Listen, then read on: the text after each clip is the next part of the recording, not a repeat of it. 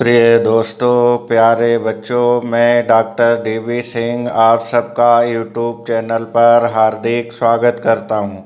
आज हम लोग अपने साप्ताहिक वीडियो में कंटेंट लेंगे वैदिक कालीन शिक्षा। वैदिक कालीन शिक्षा को अच्छे से समझने के लिए, साधारण शब्दों में समझने के लिए इस वीडियो को लास्ट तक ज़रूर देखिएगा।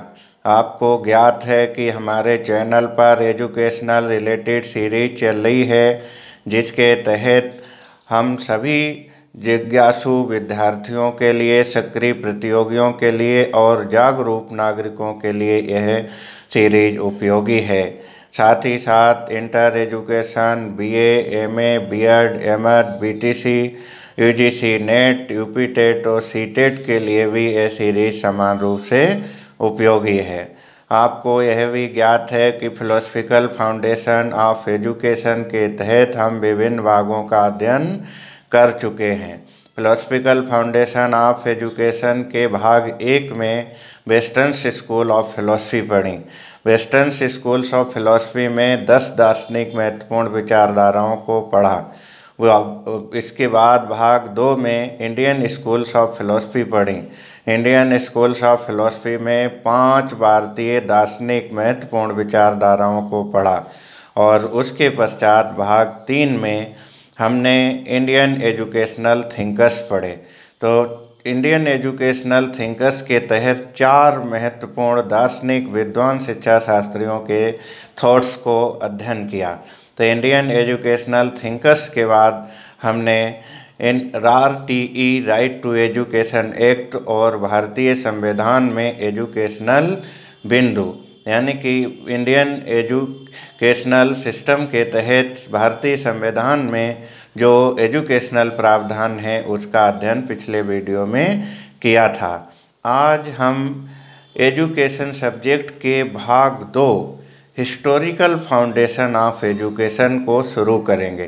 फिलोसफिकल फाउंडेशन ऑफ एजुकेशन के महत्वपूर्ण बिंदुओं को मैंने सीरीज में कवर कर लिया है, जो सभी सिलेबस से रिलेटेड हैं।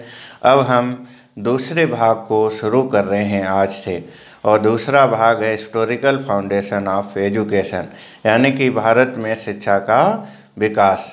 और भारत में शिक्षा का विकास के तहत सबसे पहला टॉपिक है वैदिक कालीन शिक्षा। वैदिक कालीन शिक्षा यानी कि एंसेंट एजुकेशन।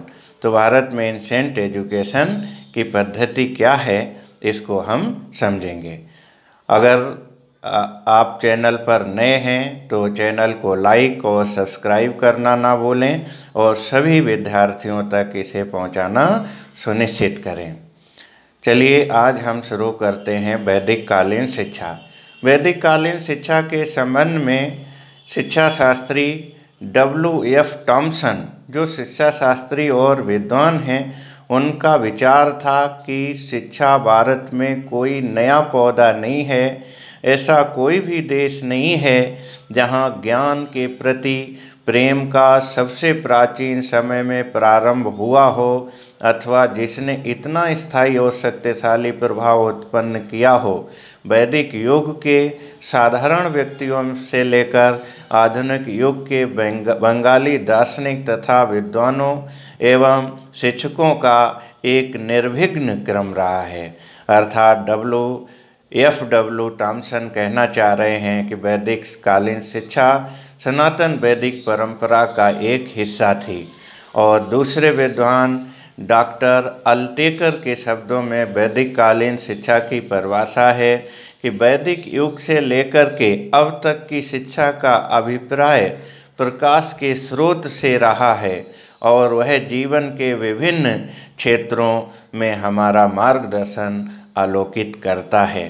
डॉक्टर अल्तेकर और WF टॉमसन की परिभाषाओं के आधार पर हम कह सकते हैं कि वैदिक कालीन शिक्षा का अर्थ था सा विद्या या विमुक्तये। सा विद्या या विमुक्तये, विद्या वह है जो हमें जीवन का मुक्ति का मार्ग प्रशस्त करती है। तो ये साधारण शब्दों में आपने वैदिक कालीन शिक्षा का अर्थ समझा। अब हम देखेंगे कि वैदिक कालीन शिक्षा का अर्थ ही है कि वेदों पर आधारित शिक्षा थी और सनातन हिंदू धर्म पर आधारित शिक्षा थी और सबसे प्राचीन कालीन शिक्षा थी। इस कारण इसको सबसे प्राचीन कालीन एंशिएंट एजुकेशन सिस्टम भी कहते हैं और वेदों पर आधारित शिक्षा भी कहते हैं और सनातन हिंदू धार्मिक शिक्षा भी कहते हैं। और यह शिक्षा 4 वेदों पर आधारित थी। 4 वेद कौन से हैं? Number 1 Rigveda, number 2 Yajurveda, number 3 Atharvaveda और नंबर 4 सामवेद। इन 4 वेदों पर आधारित शिक्षा थी, इस कारण इसको वैदिक कालीन शिक्षा कहते हैं। वैदिक कालीन शिक्षा में 4 प्रकार के आश्रम थे। तो पहला आश्रम था ब्रह्मचर्य आश्रम। ब्रह्मचर्य आश्रम उम्र 0 से लेकर 25 वर्ष तक की थी, यानी कि प्रारंभिक उम्र 25 वर्ष की अवस्था को ब्रह्मचर्य आश्रम में कहा जाता था। दूसरा आश्रम था गृहस्थ आश्रम। 25 वर्ष से लेकर 50 वर्ष तक की उम्र गृहस्थ आश्रम की मानी जाती थी। तीसरा आश्रम था वानप्रस्थ आश्रम। 50 वर्ष से लेकर 75 वर्ष की अवस्था वानप्रस्थ आश्रम कही जाती थी। और चौथा आश्रम था संन्यास आश्रम। 75 वर्ष से लेकर मृत्यु तक का जो अवस्था थी उसे संन्यास आश्रम में माना जाता था। तो 4 प्रकार के आश्रम थे। अब वैदिक कालीन शिक्षा के प्रमुख उद्देश्य समझेंगे। सबसे पहला उद्देश्य था ईश्वर भक्ति और धार्मिकता का भाव प्रदान करना। इसके संबंध में डॉक्टर R.K. मुखर्जी ने कहा था कि प्राचीन वैदिक काव्य से जन्म से हमारी संस्कृति पूर्ण धर्म से प्रभावित होती हुई दिखती है और यह साविद्या या विमुक्तय के मार्ग को प्रशस्त करती है।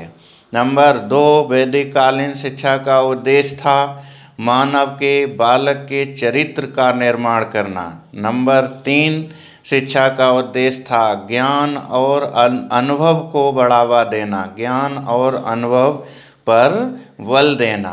इस प्रकार वैदिक कालीन शिक्षा के 3 उद्देश्य आपने देखे।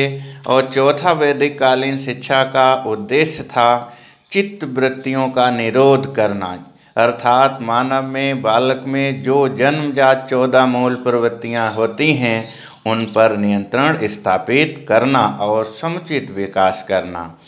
नंबर 5 आध्यात्मिकता का विकास करना, अर्थात बालक का व्यक्ति का सर्व गुण संपन्न करना और बालक का आध्यात्मिक गुणों को विकसित करना।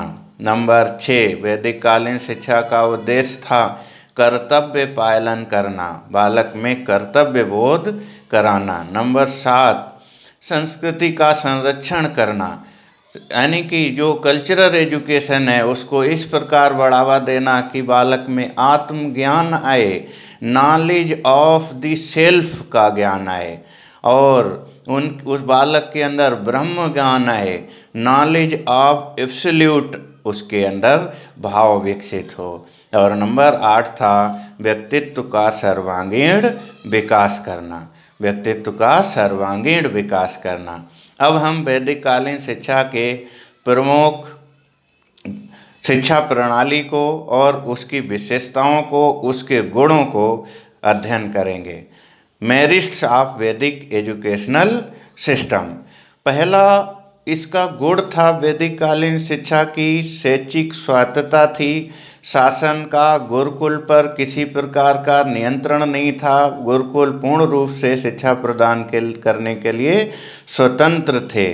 दूसरा सार्वजनिक और निःशुल्क शिक्षा की व्यवस्था थी। वैदिक कालीन शिक्षा में तीनों वर्णों के लिए व्यवस्था थी और निःशुल्क व्यवस्था थी। शूद्र वर्ण के लिए जो 4 वर्ण थे, नंबर 1 ब्राह्मण वर्ण, दूसरा क्षत्रिय वर्ण, नंबर 3 वैश्य वर्ण, नंबर 4 शूद्र वर्ण। 4 वर्णों में 3 वर्णों के लिए शिक्षा की व्यवस्था थी, शूद्र वर्ण के लिए शिक्षा की व्यवस्था नहीं थी वैदिक काल में।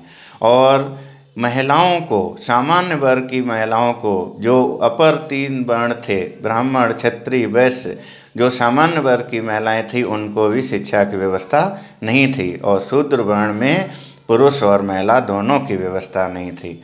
तो इसमें अन्य जो विशेषता है वैदिक कालीन शिक्षा की, चरण, घटिका, टोल, परिषद, चतुष्पदी। चतुष्पदी का अर्थ है कि शिक्षा के द्वारा दर्शन का ज्ञान देना, पुराण का ज्ञान देना, विधि और व्याकरण का ज्ञान देना।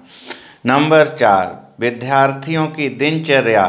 विद्यार्थियों की दिनचर्या थी ब्रह्म मुहूर्त में उठना और भिक्षाटन के लिए जाना, व्यवहारिक शिक्षा, और शिक्षा प्रारंभ करते समय उपनयन संस्कार होता था और शिक्षा समाप्त करते समय समावर्तन संस्कार होता था।